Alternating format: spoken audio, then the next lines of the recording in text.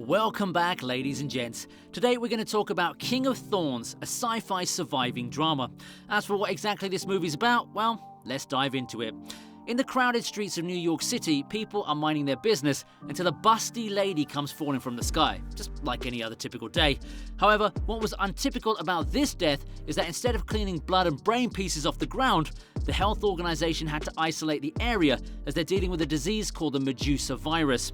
Doctors around the world couldn't find a cause or a cure to the Medusa strain. A newscaster narrates that in its first stage, the disease is in an incubation period for 30 to 60 days from infection, and in the second stage, the body starts turning to stone, petrification, within 12 hours. So far, the fatality rate is 100%, throwing the world into chaos. Under the economic collapse and rising political tension, a Russian businessman named Ivan Vega announces that his group Venusgate are searching for possible cures, and he continues to say that the ice will conquer the stone, implying they'll find a cure for the disease in the coolest way possible. On the other half of the world, US officials meet to discuss the possibilities of the Medusa virus being a bioweapon developed by Venusgate and that Vega's out of his mind. After further discussions and knowing that the US president has passed away from Medusa, the officials agree to spy and possibly sabotage Venus Labs, naming the mission the most ridiculous name, Sleeping Beauty. 3 buses transport people to the Venusgate Labs / castle. These people have volunteered to be put in a hibernation state after scientists concluded if they freeze the body before the virus kicks in, they'll stop the petrifying process.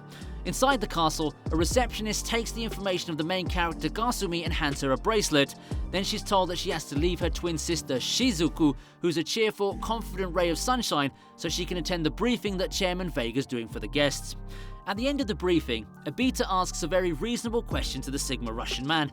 What if the guys running the place die while the volunteers are frozen? The Sigma responds with a smug face. The castle's controlled and managed by an AI system called Alice. This system also helps in monitoring the physical and emotional state of the residents through the bracelets on their wrists. We then see Gasumi sitting alone looking at her bracelet. Underneath it, we can see a scar on her wrist, implying signs of self-harm and depression. Gasumi contemplates going through the hibernation, knowing she'll be alone for 100 years without her loving, supportive sister. Now outside, the girls have themselves a quarrel as Gasumi doesn't want to go through the sleep alone, so her sister, despite visibly looking sad of the separation, tells her that she believes that they'll eventually meet again. The next day arrives and the volunteers are handing their personal belongings before going through some tests to be put in chambers that look like they're straight out of the Matrix. Inside it, the AI calms Gasumi before starting the freezing process. After, we see some soldiers firing guns, and we get a flashback of the wholesome moment between the girls. Gasumi awakens alongside the other people. They're shocked to see that the facility they're in is covered by vines filled with thorns.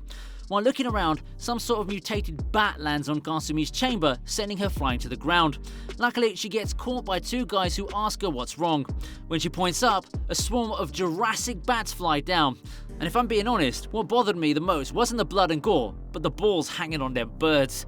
Anyway, after managing to forcefully open the elevator door, people fall to their death because they're going in without realizing there's no elevator. Out of that death pit, a hellish monster rises and tries to catch an old geezer, but the geezer gets saved by Gasumi and a blonde guy who gets caught by the monster's tentacle and crushed to death. After shit just settles down, a group of survivors made up of a boy, a blonde hottie, a 4-eyed middle-aged man, an old geezer, a cop, a criminal, and Gasumi sit around and try to figure things out. The group's big alpha males have themselves a quarrel, but the hot blondie solves it low-key, making her the mom of the group. Soon after, they decide to go to the upper levels. The group wraps their bare feet with pieces of t-shirt so the thorns won't be a huge issue.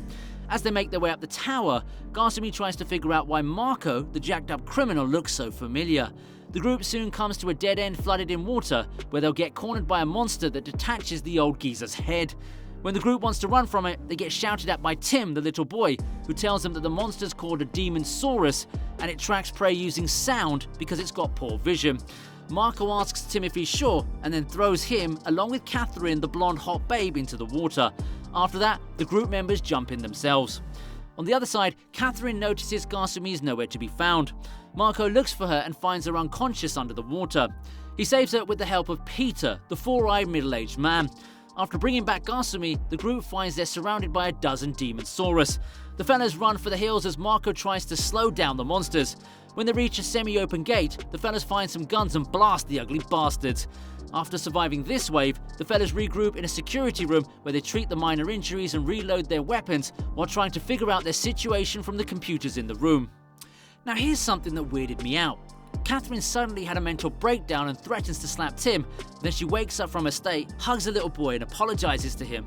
Ron, the cop, makes a witty remark about Catherine hiding something from her past. Marco says, "Nah, buddy, she ain't it. Peter's the imposter," so they drill him with questions until he snaps and takes Kasumi as a hostage and runs to the elevator. In the elevator, Peter makes an interesting remark, saying, "What the hell are you?" Then the cam cuts to the boys packing some heat, preparing for the rescue mission. However, unbeknownst to them, a horde of demon sauruses surrounding them, which puts the rescue mission on hold. They now need to sneak their way further up the tower via a broken bridge covered with thorns. All goes smooth until Kathy's hand gets stung by a thorn, alerting the demon saurus to their location. Marco acts quickly and shoots a fuel container, exploding the area beneath them. Now, like the total thriller drama this movie is, it cuts to some depressing flashbacks of Kasumi's past. After a spin in the twisted dreamland, Kasumi wakes up inside a lab with samples of monster. She then hears Peter talking to someone who turns out to be Marco. Apparently, they were working together. When Marco leaves the room, Peter goes to talk to Kasumi as he knows she was listening. He hands her a chip that contains valuable info about Medusa before being killed by a demon saurus. When the demon saurus turns to Kasumi, Marco enters the room and shoots the thing, then they run for their lives. However, the monster is relentless and keeps chasing till they reach a hole in the ceiling. With the monster behind them, they can't climb up. As Marco battles it out with the monster mano a mano, Kasumi suddenly drops the chip, which catches fire from the Molotov cocktails Ron and Kathy threw at the monster. Soon after that, the group, who are now back together, makes their way to a storage room. Marco confronts the group about his identity. It turns out that the thug is a second lieutenant sent by the US to blow the facility up if the suspicions were true. Suspicions that Venus Gate made Medusa as a bioweapon. However, the confession session was cut short when the floor started shaking and something started smashing the door. That something was none other than the Russian Sigma male Dr. Ivan Vega, the CEO of Venus Gate. Dr. Vega comes forward with what happened. He says a test subject went out of control and had gone beyond his reach. We learn from Dr. Vega that this whole hibernation thing was just a study to learn how to control dreams and forge them into a reality. Now on their way up through a hidden passage, Dr. Vega leads the group. We learn how the story began as Vega narrates that 8 years ago, meteorites lit up the sky above a Siberian village. All the residents died from an unknown disease except one girl. The ministry suspected a contagion, but the issue was a creature which cut through his troops like butter. They fought it and brought it down in a hail of bullets. Torn to shreds, this thing was the strangest creature he'd ever laid eyes on. The laws of biology that govern all known life simply didn't apply to it. The creature had sprung fully formed from the girl's imagination. Turns out the girl, the little demon monkey, and Medusa are all connected. Vega continues by bringing the creature to life. The girl survived the effects of Medusa. As Vega continues talking about the events that led to this point, he walks them to a room where Alice is. Alice apparently passed away, but her consciousness still lives as an AI. Vega tries to end his life by taking a gun that was hidden under the glass coffin, but Kasumi and Marco stop him and demand that Vega take them to the test subject that went out of control, as she suspects by now that it's actually her sister. However, the thorn vines come bursting out of the ground and Tim runs away and the fellas follow him. Their path was cut by the demon who refuses to die, so Marco, as usual, stayed behind to fight them. Right when it seemed that Marco's time was up, a sword went right through the demon's throat, saving Marco, but in the process, Peter gets petrified, sacrificing his life in the chaddest way possible. The fellas running after Tim reach yet another dead end in an old abandoned well. When Marco rejoins the group, we know that Alice hijacked the boy's body and guided them to this point, claiming she's protecting the suitable host as that's her mission. She then dipped out and Tim regained control. Backed against the wall, the group decides to jump into the rising water as it's their only way to survive. After some hiccups, the group's now on the outside of the castle. They look around and see the castle is covered by thorns. Kasumi walks up to the hill where she last stood with her twin sister and sees a cam on the ground. She turns it on and watches a recording of her sister having some sort of seizure before the recording cuts out. She comes to the realization that this thorn stuff is the work of her sister's dreams. She runs back to the castle and Marco tries to stop her by calling her name and asking her to come back with them, saying that her sister isn't the girl that she remembers anymore. Kasumi refuses and proceeds to enter the castle while Marco, Tim and Catherine go to a helicopter, flying it to the castle that's turned into a dragon. What's more wacky is Catherine's pulling a gun on Marco. She tells him to fly away as she wants to live peacefully ever after with Tim as her new son, after her own son was lost going into the facility. Marco tells her there's no outrunning this shit as it will engulf the whole world with its thorns. Meanwhile, Kasumi is still searching for Shizuku by using a computer to locate her position. Back on the outside, Marco is giving a wonderful review about the Sleeping Beauty story, and as he continues, Catherine starts coughing and shoots the gun multiple times by mistake. This makes the helicopter swing out of control, hitting a vine that sends Marco flying outside. However, our man manages to hold onto a metallic piece from the castle roof before re-entering the castle from a window. Luckily for him, he lands in the same room Kasumi's in. She asks if Tim and Kathy are okay, and he replies he doesn't think so after seeing them crash by the side of the castle. Now inside again, Marco decides to help Kasumi find her sister. They run towards the location. We see everything turn to stone alongside Catherine, who died holding little Tim. When Marco and Kasumi reach the lab, Marco starts having illusions. He sees his own sister, who died from Medusa. Not only that, this fake sister starts kicking his ass, but it turns out it's Alice that's controlling Marco's consciousness and kicking his ass. She explains to him all the steps that led to this situation, and that Medusa's a mental virus that mainly infects those with trauma, as their minds focused and at the same time fragile enough for the virus to take control. Whilst he's talking, Marco starts analysing the situation and concludes that she's controlling his consciousness through the chip Team Venus Gate injected into the volunteers' necks. So he shoots himself in the freaking neck, snapping back to reality. Marco shuts down Alice's system, but while doing so, he takes a heavy blow to the stomach. On the other end, Kasumi is also having illusions. A dream within a dream within a dream. And by God, it was actually hard knowing what was real, as well as what was going on in real time. I do advise you to watch the last 30 minutes as it's suspenseful. Anyway, moving on, Kasumi starts talking to a clone of Shizuku made from thorns. Thorn Shizuku urges Kasumi to leave and go and live her life peacefully. However, Kasumi declines and demands to talk to the true Shizuku.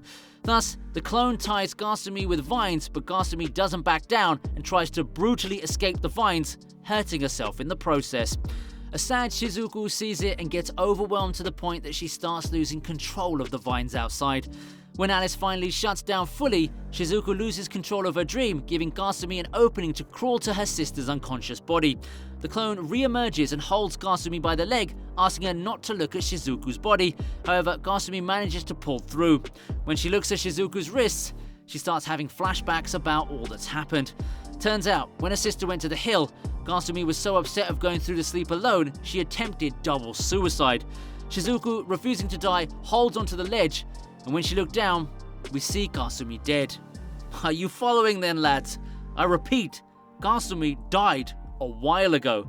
After witnessing such a painful event, Shizuku's imagination of having a Sleeping Beauty scenario where she's with her family, sleeping in a castle surrounded by thorns came to reality.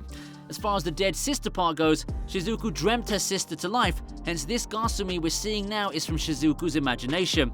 She dreamt her sister back to life. All this gets revealed, the castle collapses, so to save Kasumi, Shizuku pushes her out of the collapsing roofway with a golden vine. She then gets caught by Marco and they jump out of a window into the ocean. Apparently, a big sister's work's never done, as Shizuku sprung vines to catch them and slowly put them on the ground. Now that the smoke's settled, Marco asks Kasumi to live a happy life as his dying wish. The man dies sitting up with a smile on his face. Kasumi kisses him on the cheek, then goes and looks for any people in the area alongside little Tim, who's still alive. Whoa, that was quite a movie. I loved all the twists and turns, and to fully appreciate them, you've got to watch the end of the movie. Anyway, that's it from us. We hope you enjoyed the video, and if so, you know what to do. We'll see you in the next one.